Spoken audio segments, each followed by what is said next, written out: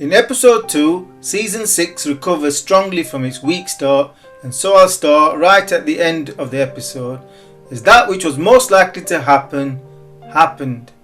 The Red Woman, Melisandre, managed to bring Jon Snow back to life. She wiped his chest clean, washed his hair, threw some of his hair cuttings into the fire, and then said some words, and after there was no sign of any action, they all disappointedly filed out of the room, one by one, leaving Jon Snow alone with the direwolf. Then, in the last few seconds of the episode, we see the wolf's head turn just before Jon Snow gasps back to life. Much as I predicted last week, which now gives Jon Snow 8 remaining episodes to retake Winterfell from Ramsay.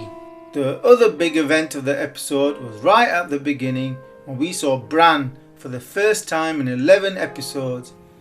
Now I'm going to fly this drone and hopefully we won't lose it. He's not just out of his body, but was about 40 years back in time at Winterfell, watching his young father and a young Holdall, who we learn could talk and is named Willis. Meanwhile, at King's Landing, Cersei and Jaime get a grip of young King Tomlin as they try to attempt to wrest control away from the religious fundamentalists that have seized much of the power. Whilst in Meereen, Tyrion takes a gamble by freeing the 2 dragons from their chains, which, given that they did not eat him, looks like it's going to pay off. So what's the odds we're going to see Tyrion riding a dragon to Westeros in a future episode?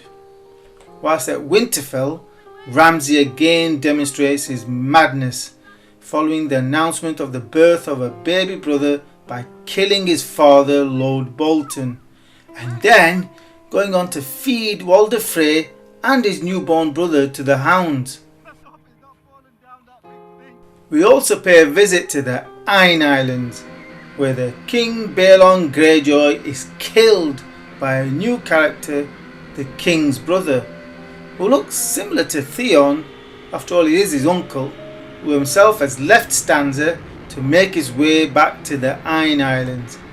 And lastly, Arya becomes the girl with no name and is welcomed back into the arms of the many-faced god after passing a final test. Overall, I would rate this episode at 10 out of 10 for delivering a lot. And remember to subscribe to get my next Game of Thrones episode review, as well as to see where we all end up on this trek.